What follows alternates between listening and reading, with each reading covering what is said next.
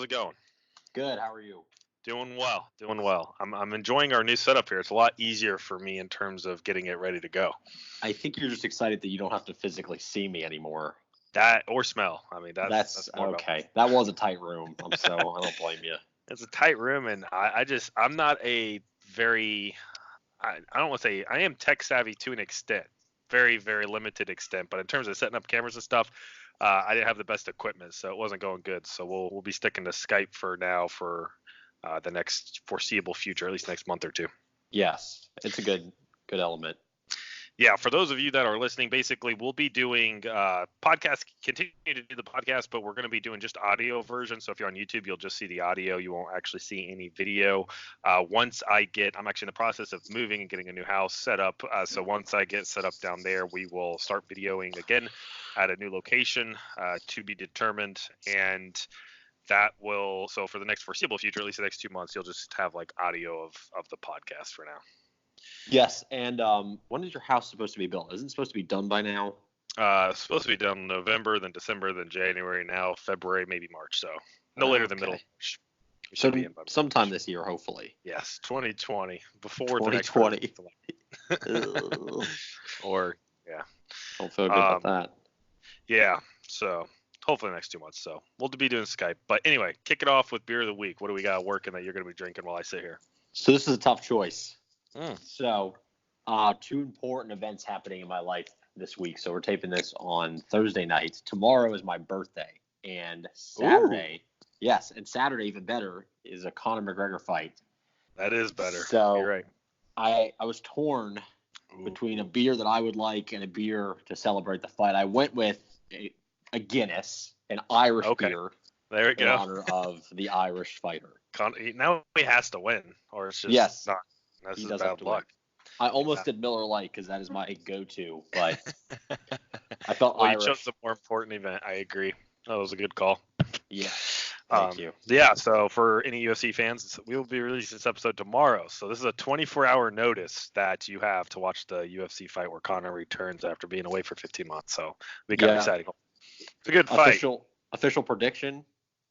I think it will go to Conor by the second round in a pretty impressive way. I think it'll be some type of crazy knockout.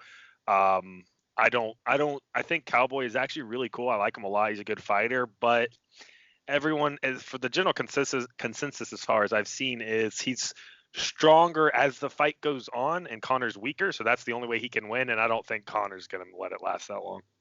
No, I say second round knockout, and I'm investing some significant money in that as well. So high dollar betting right here. Yes, $1 million on the second round. Yeah, we have this guy. I don't know if you know him. He's a coworker of yours, not mine anymore. Lee Byers. Heard of him. He wants to maybe do some betting, like just in the room, instead of just like some internal betting between people, whoever's watching. So he wanted to be a bookie, but then I read him some of the crazy odds. Like, I think second round knockout was like minus or plus 600. So if we bet $100, we win 600. So Lee, I don't know if he's going to fork up that kind of cash. Yeah, and I mean, so far in most title fights that we call, except for the only one I've gotten definitely wrong, I feel like, was Israel Adesanya and Robert Whittaker.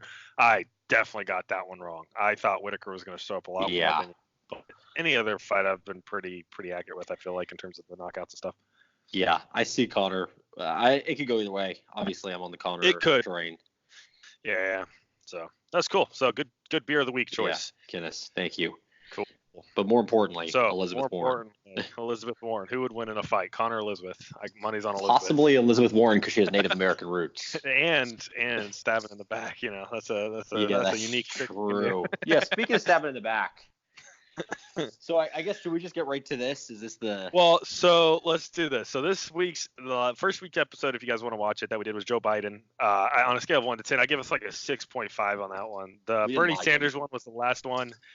That's true, but I feel like I should have done more about his actual record. He's been in politics for so long that there was more to talk about that I don't think we dove into. But, you know, first episode was Joe, last episode was Bernie, and now this one will be Warren, and next week the last one will be Buttigieg because they're the top 4 contenders. So, yeah, we're going to be diving into what we both know about Warren to kind of see. I don't know how much you know about her, but obviously this week's been a pretty interesting week in terms of some of the news that has been breaking out. Yeah, so I know actually I've been following her since the start of her political career. Actually, when she first ran for Senate back in I think 2011, 2013, something like that, it was a special election. So I started following her then. That's when I really got into politics. Oh, really? Yeah. So because that's right after I think Obama was reelected. Yeah, it was. Yeah. So kind of her. How much do you know about her background? So I know like the bullet points, I guess, if you will. I don't know enough about her to really go too in depth with anything, but I know grew up relatively poor, became a law professor at Harvard after getting her degree, was a registered Republican, according to her, because she wasn't super politically active until she was in her 50s, and then she ended up getting super involved with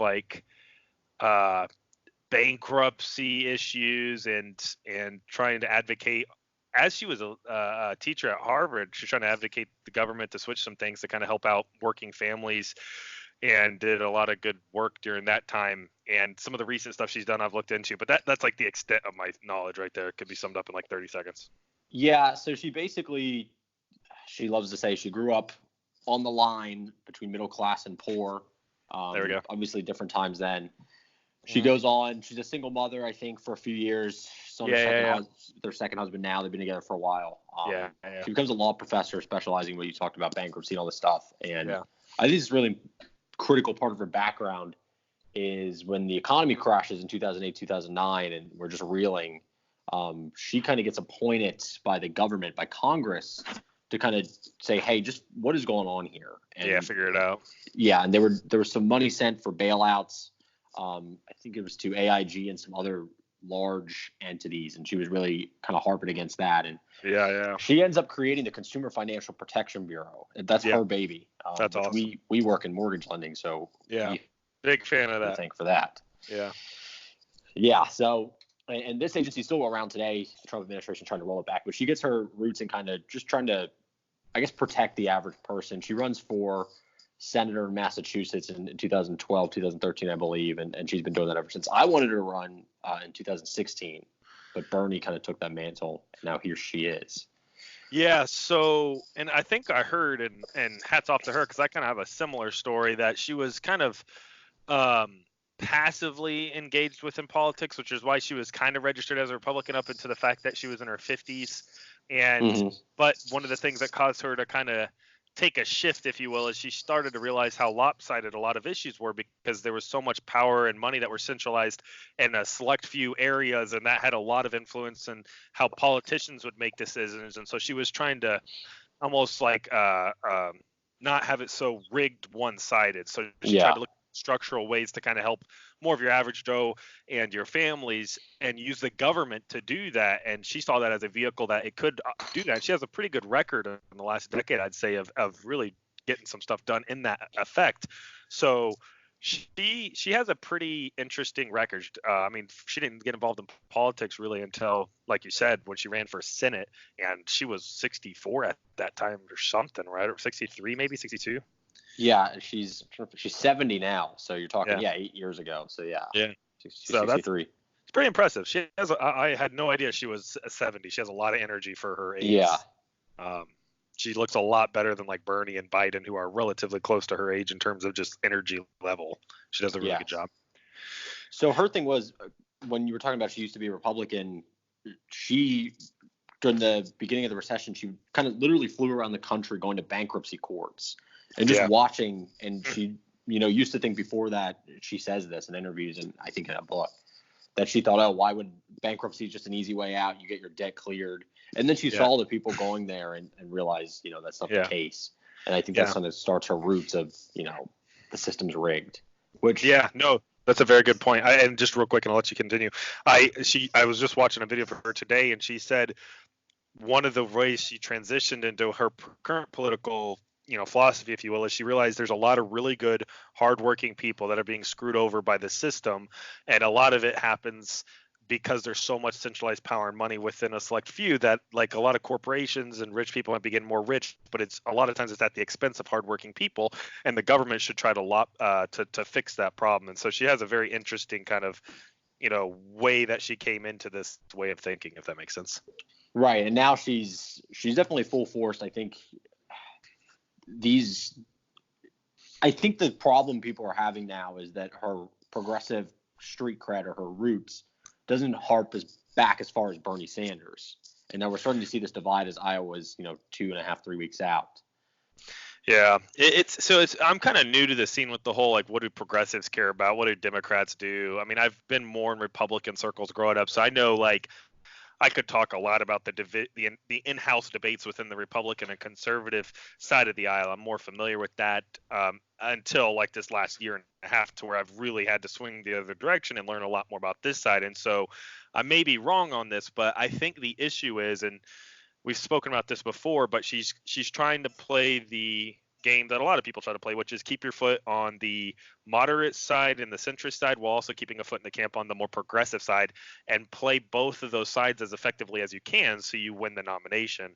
And that's could be a good strategy, but it also can be a bad strategy for people who are diehard in one of the two camps, if that makes sense. Yeah, and we'll see if that pays off here in a couple of weeks, but she's really caught in this weird position because she's definitely further left than, Pete and Biden. Oh, yeah. But she's probably pretty ideologically aligned with Bernie Sanders, but she doesn't want to kind of claim that, I guess, as much, because she wants to be able to kind of pivot back to the center, for a general election. She doesn't want to be viewed as unelectable, I guess. And electability has kind of been the theme of this primary contest so far. Yeah, see, and this is why I've actually really enjoyed Bernie Sanders, is because he doesn't seem to make decisions from what is politically what's politically calculated in a way to like come across like almost like from a manipulated standpoint to fit in some type of role where people will find me electable the most. He kind of just says, look, these are what I believe. These are the issues I believe. This is where I'm going to push. If you like me, great. If you don't, this is my way of thinking. You can go your way of thinking. And I actually appreciate that, because that to me says you have principles that you're operating from, instead of trying to like pick and choose how and when to apply what principles you have, because that just comes across kind of slimy to me. Yeah, I think people view her that way. The Native American thing, that wasn't really a good look. Not at all. I think obviously going to her strengths is she's incredibly intelligent. I think you could argue her and Pete are probably the two smartest candidates up there. I agree. She literally does. She's very detailed in her policy. Definitely a wonk. Yeah. I don't know if that's what the American people want, but and she is progressive, I would say. Yeah. But she was the front runner over the summer. I think when we first did our podcast, maybe in the fall, we were like, she's the front runner now. Yeah. And I remember. She released her plan for Medicare for All, and she just kind of fell off, I think. That's really hurt her since then. Because what she did is she released Medicare for All, and it showed the centrists and the more moderates, oh, crap, she's serious about this. Eek, I don't know if I like that.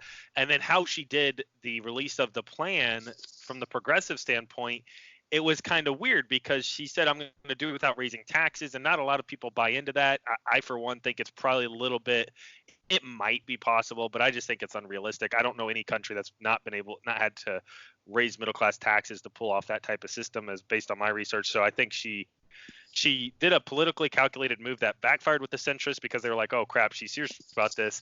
And then she kind of walked back Medicare for All a month after doing it by saying, we'll try to phase it in, but it's going to look a little different. Whereas Bernie's like, no, in year 1, I'm going to do this. Year 2, I'm going to do this. Year 3, I'm going to do this. And so she kind of like, it had like a reverse effect from what you almost think it would, by pushing both those groups away from her a little bit. So you kind of see her polling start to drop. Yeah, and that's what we're talking about. She's stuck in this weird place. Mm-hmm. And then now, circling back to the topic of the hour, the day, is before the debate on Wednesday or Tuesday, she comes out. Well, sorry, she didn't come out. It was leaked, I believe, is my understanding, that Bernie Sanders said to her last year when they were both getting ready to run that he didn't think a woman could be president. Yeah, so I'll give the 30-second snapshot unbiased opinion, then I'll let the Andrew rant come into play. The 30-second snapshot is Bernie and Elizabeth had a pact before they ran for president that they weren't going to come after each other, because they thought the progressive ideology was too similar and too important to kind of get muddied up with any type of personal attacks. And that's very Bernie-esque. He never has ever gone really to personal attacks on any campaign. Yeah. So no surprise there, but that was kind of the agreement, right?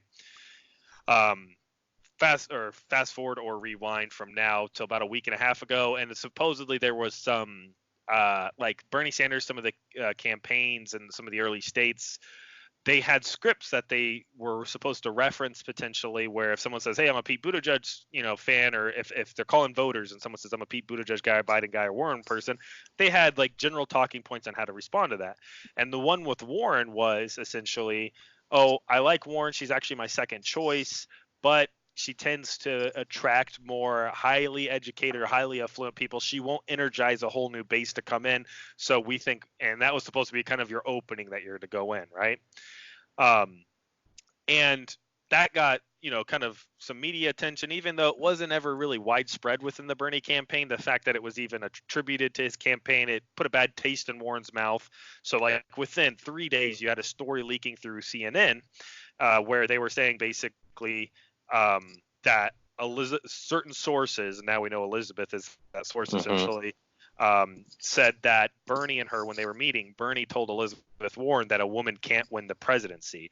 And so it just so happened CNN leaked this story the day before CNN hosted the debate, which is, a coincidence. And yeah, so they talked about that in the debate, and there's a lot of kind of news breaking out around, did Bernie actually tell Elizabeth that a woman can't win the presidency? So that's where we're at. So I think and obviously Bernie's denied it. I wonder, my hunch is, number one, Bernie raised the most money last quarter by a lot.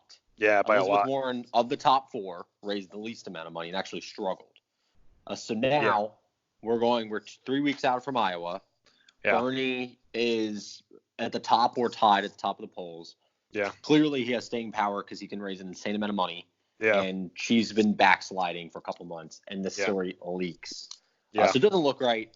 But I can also see the flip side, us kind of saying that either it's not true or even if it is true, how, what was the context? Yeah. You don't want to be considered sexist. So I think that's something to consider.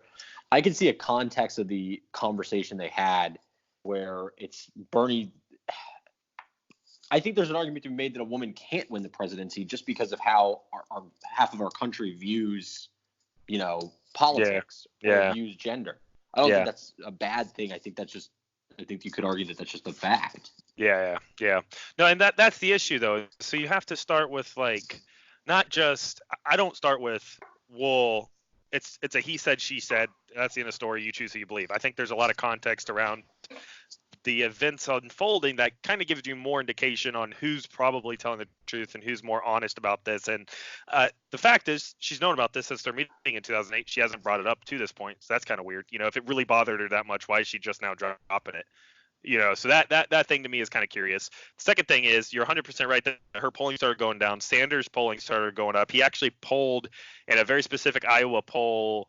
He was the top runner, and this poll has correctly identified in the last 6 times that it's been released at this time who the candidate is going to be, and so it was Sanders. So a lot of people, if you noticed within the last 2 weeks, the attacks on Sanders has been really, really ramped up from a lot of different angles, because people are starting to realize after his fundraising numbers and his polling and everything, he actually stands a good shot at getting this nomination, and I don't think people expected that. And so you start to question, well, why did Warren clearly leaked this story? I mean, CNN basically confirmed with Erin Burnett, the anchor that works there, that Elizabeth Warren leaked the story to CNN, commented on it, and it was right before a debate, and it's 2 to 3 weeks right before Iowa votes. And so you go, well, from a timing perspective, that's a little weird. So you could just say that's suspicious, but it's not conclusive enough, but it is suspicious. That's kind of was my original stance with that information.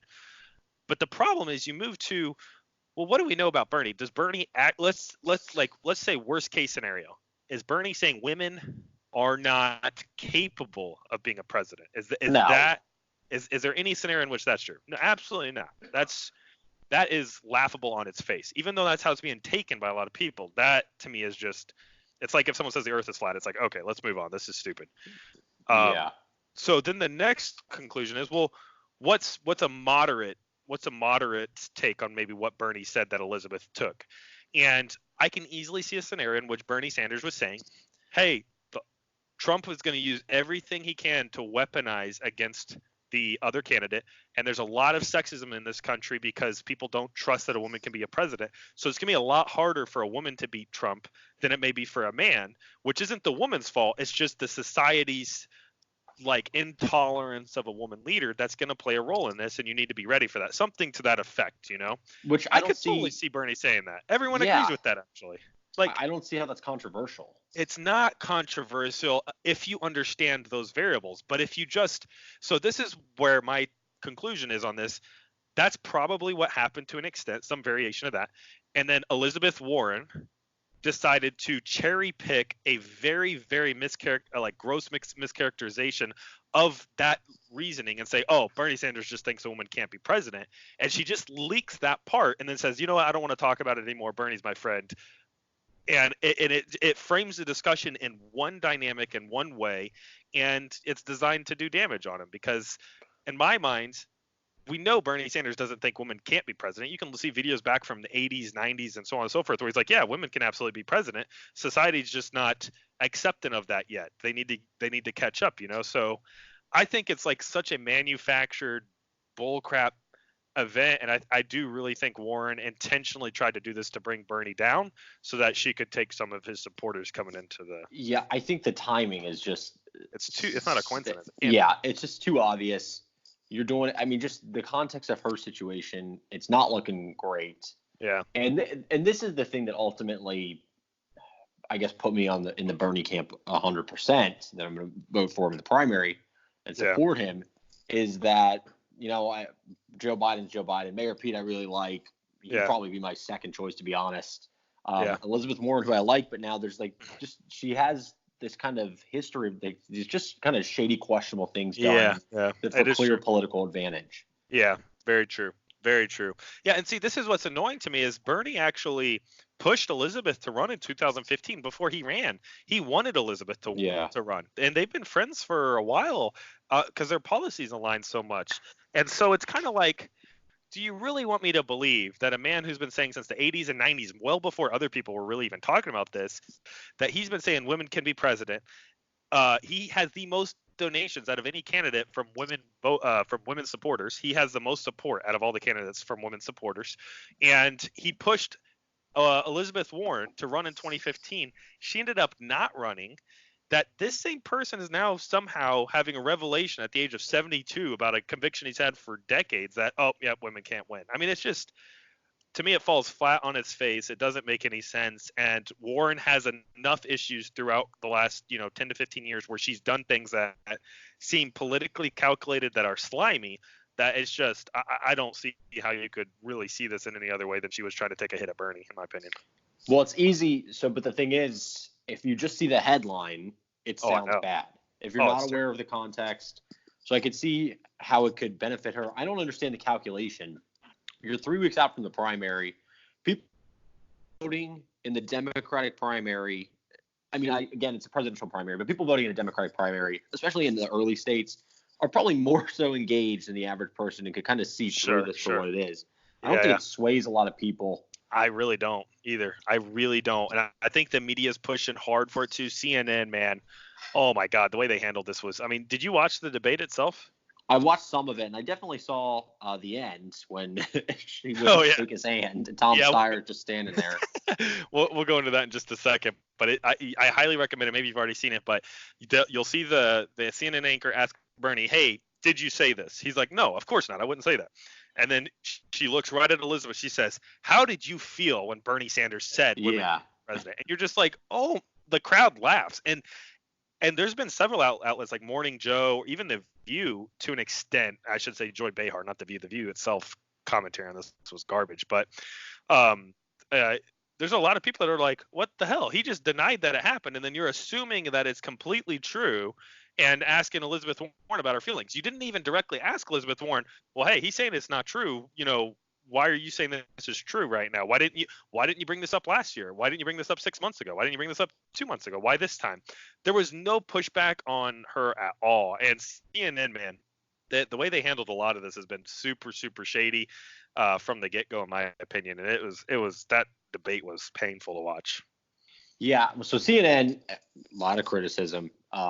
Obviously, their number one thing is to get ratings. They had the debate. This comes up before the 100%. debate while Warren's sliding. I just think I don't want to keep repeating the same thing, but just the context of it is so obviously constructed 100% to hurt Bernie. I don't think it's a lie per se. I think he probably said something along those lines. But clearly he didn't mean a woman can't be president because she's a woman. He meant with the political climate of our country. That's my question is like, if Elizabeth thought he actually thought women couldn't be president, then she would have brought this up sooner. She clearly understood, even if I'm giving her the benefit of the doubt, she clearly understood that Bernie was saying at worst, man, I don't know if a woman can beat Donald Trump because there's so much innate sexism, which, by the way, almost every person was saying after Hillary lost, they're like, man, this country's sexist. That's why they didn't want her to be president, yada, yada, yada. And so Bernie's just, I mean, in some ways just repeating what was a common given conclusion on a lot of the left, and she intentionally framed it in a way that would hurt him. So to me, that loses credibility because there's no, like, the way she framed it to me shows what her intentions are, and then it gives you an insight into her intentions, and it's crazy. And so I guess I wonder if this is something. I don't think she's going to win the nomination. God, I think you can make a case for Biden, obviously, because he is top of the polls. Bernie, we know, and Mayor Pete. I don't know at this point if she has an angle, especially coming to the last in fundraising. I agree. So why do you think? So with that, going with your reasoning, I agree. Why do you think, assuming she did this for like nefarious purposes, which is kind of what my conclusion is, but assuming that, why do you think she would do this, knowing it's probably not going to boost her polling enough to get her the nomination? Like, what do you think her rationale was? Like, if you're Elizabeth Warren and you're kind of doing this to hurt Bernie, do you think you're doing it for your own, like, to boost your polling up enough to get the nomination, or what are some other motivation you think? It has to be. I mean, they have to feel desperate. It has to be a Hail Mary. The reason she's struggling with fundraising are a couple things. One, she came in and she transferred all her money from her Senate campaign to a presidential campaign. And then she didn't have to raise. See, but, and sorry to interrupt you, but she does that, and then she reams against people that have big dollar fundraisers when she had just done that in her Senate race. And so it's just kind of like, come on. Right. And then she doesn't spend time going to fundraisers, which is fine. I understand that, but she doesn't have like the ability to raise online like Bernie can. Like Bernie doesn't have to go to Bernie raised $34 million in the last quarter. That's nuts. It's like 10 more than the next closest person, I think, is Pete or Biden. So, and he doesn't need to do anything. Pete and Biden do, but they've never hidden from it, so it's a little more okay. You know what I mean? They're transparent. Yeah. And she's not, and so she's in a situation where she can't raise as much money. She's definitely in the top 4, but I'd say she's 4th. She's slipping in the polls, and you're like, I was 3 weeks out. Throw something. It's a Hail Mary. So that was my original take on it as well, and that's probably still right. But there's a part of me, man. And I swear, if this happens in July or August of this year, I'm going to lose my mind. There's a part of me where it seems like she cut some type of back-end deal with Joe Biden to go after Sanders and she would be a VP pick. Because to be honest with you, there's like 30 different things to go after Biden for. And Elizabeth has never gone too hard against Biden in any significant way.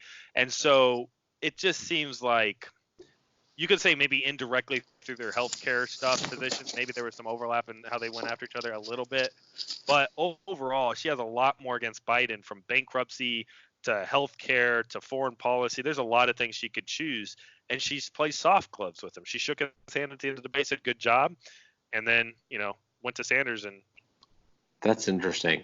And but here's the thing: if Biden doesn't win the nomination, we would never know. Yeah, you'll never know. So yeah, so I'm okay with never knowing, because that would mean Sanders got the nomination. So that's true. So I really hope when Iowa happens here in Super Tuesday that we really start to weed people out. And I hope we get down to 3. Let's get there now. I know. Well, Booker just Amy dropped Klobuchar out. is pulling at 3%. Tom Steyer's like 2.7. Get him off. Let him leave. And Bloomberg's there. So I think after Super Tuesday, which is like the March 3rd, it'll probably be down to 3. But I think at that point, those 3 are going to take it to the convention. Or 2. See, but Warren, I don't know if she's going to win any states. She hasn't polled high enough in any states, really. That's what I'm saying, is I could see her after Super Tuesday having to drop out. Man, that'd be interesting, because then we'll know for sure, because she has to endorse someone. You know what I mean? Right. Ooh, so that'd be interesting. I don't know how you don't endorse Bernie if you're her. I mean, dude, if she didn't endorse Bernie, that would be the end of her political career from a progressive standpoint. Like, there's no going back on that. No, she'd probably be But she primaried. didn't endorse him. She endorsed Hillary over Bernie. Yeah, that's the thing. So and it's kind of shady. How that went down is kind of shady, man. That's weird. She's definitely against the system, but she has established. She's willing to play the game a little bit more, yeah. Which I understand, but I don't know. Play the game or don't. You know what I mean? One foot in, 1 foot out. Don't virtue signal like you're against the system that you're going to participate in with 80% of your decisions. You know, it's just kind of. Because I think there's two fundamental philosophies that are competing here, and it's either you blow up, which is Bernie Sanders and start a new one, or Mayor Pete and Joe Biden, which is we work within the system to fix it. And I think obviously you can argue for both. Yeah. But you can't be. Can't argue. You can't blow it up, but time. I'm going to be in it. It just doesn't work. Let's have incremental change that blows it up. yeah, that's the problem. That's why I think you're seeing your slide here. Yeah, I definitely agree. And I my take on it, and we don't have to keep going on about the whole CNN thing, but like even her walking up at the end and saying, "Did you just call me a liar on national TV?" Like every politician and their mother and your casual viewer of politics knows mics are ready to go at that moment. So she knew that going in against him, and so I think they were really trying to catch Bernie in kind of a weak moment, give him bad publicity, and it didn't work, man. He raised like $4 million within 48 hours of that debate. I mean, it's been insane. It's been so crazy. So I think it backfired. Yeah, I'm just trying to pull up the most recent polling in Iowa. I just don't see her. No, dude, she's not polling that great, man. She was, like you said, I think it was like maybe late fall or sometime in the fall, like September, October. I don't know. She was doing great, but dang, she has dropped. Yes. And that's happened to a lot of people, though. That's the thing. But now it's about to happen. People have gone up and down, but like there's no more time left. Yeah, very true. Yeah, I mean, I'm looking at Real Clear Politics right now. Klobuchar's 3.2%, Steyer's 2.2%. I mean, come on, leave us alone.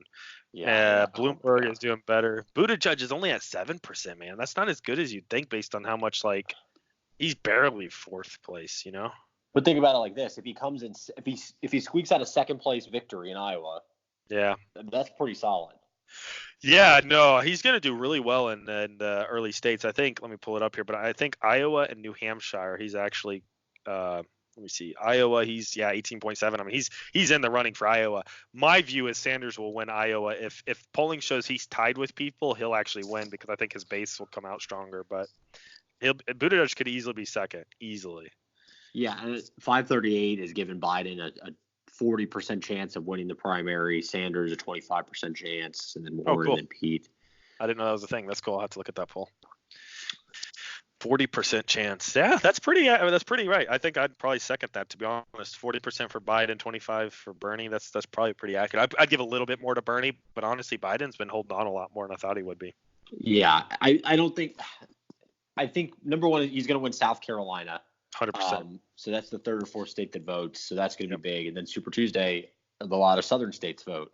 Yeah. So I think, and you saw him in the debate, he was pretty quiet. I think he's just holding on. The thing that could hurt him is if he really loses badly in Iowa, I think that could be a problem. Yeah. He has to come in. You have to come in second, I think. I think Bernie will win Iowa. What I was wondering, what happens if Bernie wins Iowa, New Hampshire, and Nevada, and Biden comes in second, third, place in some of these things, and it's how does that change the momentum? It's very interesting to see how those dynamics will play out. Yeah, my prediction today would be Bernie wins Iowa and Biden second, and then Pete and Elizabeth, and then you might even repeat that. And then you get to South Carolina, Biden is going to win that handily. And then you get to Super Tuesday, and he does pretty well. And then you're looking at probably Bernie and Biden. So do you know how this works if it gets split between Bernie and Biden going to the convention? When was the last time that's happened? I haven't even looked into that. Be brokered, I'd suppose. I imagine the super delegates will be supporting Joe Biden. So hopefully we don't have a 2016 situation. Obviously the DNC's probably under a little more scrutiny at this point, but maybe Russia will release some emails. Yeah. But all that aside, I definitely think that Warren is not going to be getting the nomination as of now. You kind of have to keep building on your momentum, and that's clearly not been the case for her. And whereas her average polling right now is not the worst, it's clearly on a downward trend.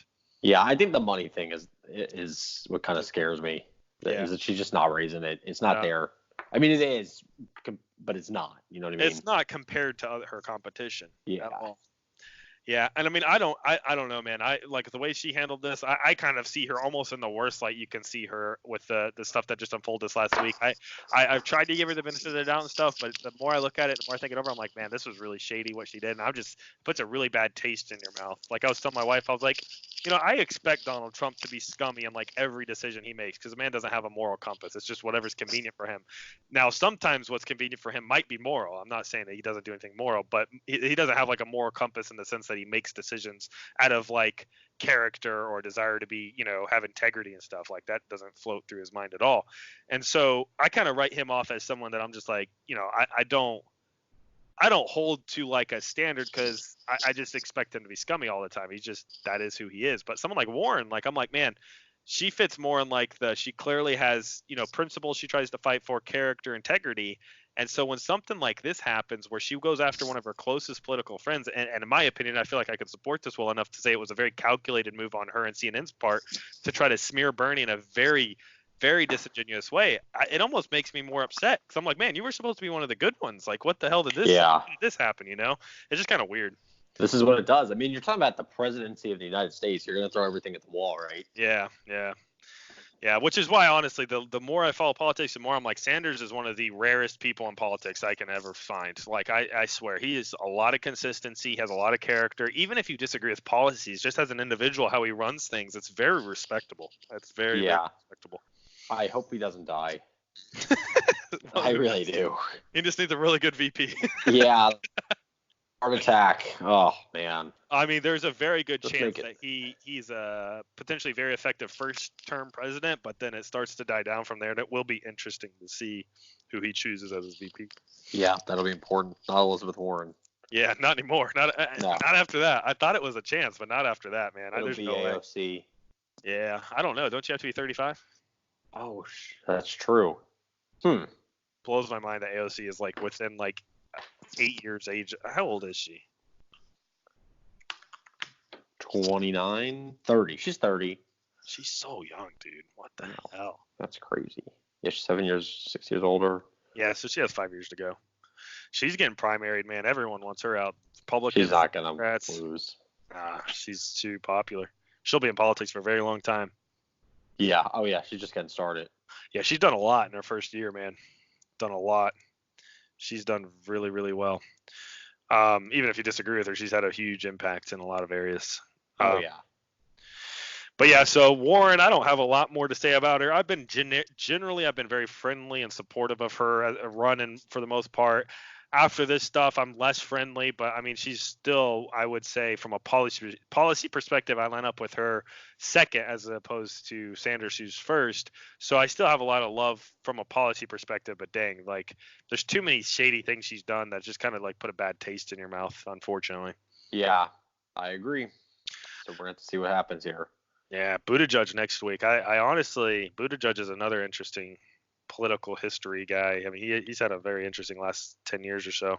Yeah, I'm going to do a little digging up on him because I know some of it, but since he hasn't been in a national spotlight as long as the other three. No, yeah, it's crazy. I don't know. So I don't, Warren, good luck. I just unfortunately you win in very many states. Is it clear who we like? Yeah, I think it might be clear. Yeah. But see, that's my thing though, man, is I honestly think it, I mean, maybe this is totally me being biased actually, but if you were to objectively judge all the candidates right now that are running and see who's been right on policy or who has more integrity, character, who's, just overall a more rounded person, I don't see anyone a close second to Sanders from that perspective. And I feel like I can make a pretty convincing case for almost any issue you want to talk about when it comes to Sanders. And so, yeah, I naturally tend to gravitate towards him when I'm talking about the other candidates. But, I mean, if Sanders wasn't running, it's not like I'd be, lost. I mean, I still like Warren and certain other things that other candidates talk about.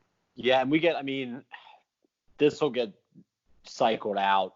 A lot more will happen. So, I mean, I'm going to vote for whoever the nominee is. Yeah. But I know. I go back probably get worse. I go back and forth because I just the way I view it is my vote doesn't determine any election. So what's my philosophy when it comes to voting? And I just kind of have to tend to, if there's any candidate I'm going to vote for, it's going to be because there's an element of that person has earned my vote. And I'm not saying that should be everyone's widespread philosophy, but my viewpoint is, and what I wish the Republicans would have done, as someone who has been in the Republican kind of camp most of my life, is if you just stick to your guns on what issues you care about, then the party will conform to you. If you're always trying to rationalize, I'll just choose the lesser of two evils, then the voters have to conform to whoever the candidate is, and long term that just doesn't. That's put us where we're at now, where we keep getting these terrible candidates. It feels like.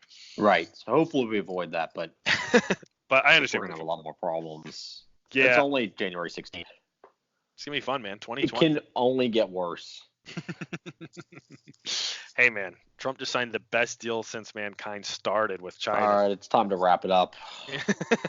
Talking about the China deals. The Chinese, the hoax creators, the climate change inventors. They're responsible for climate change. Yeah, but that's why it's a hoax. Yeah, that's true. Cool, man. I don't have much more. Next week we'll do Buttigieg, and then the week after that, I mean, honestly, I don't. We'll have to start some other. I don't know if we just keep following the elections or not. I think the news will create for us. Yeah, plenty of content. We won't run out of content. Cool, man. Well, I don't got anything else unless you have something. I'm gonna finish my Guinness and keep it pushing.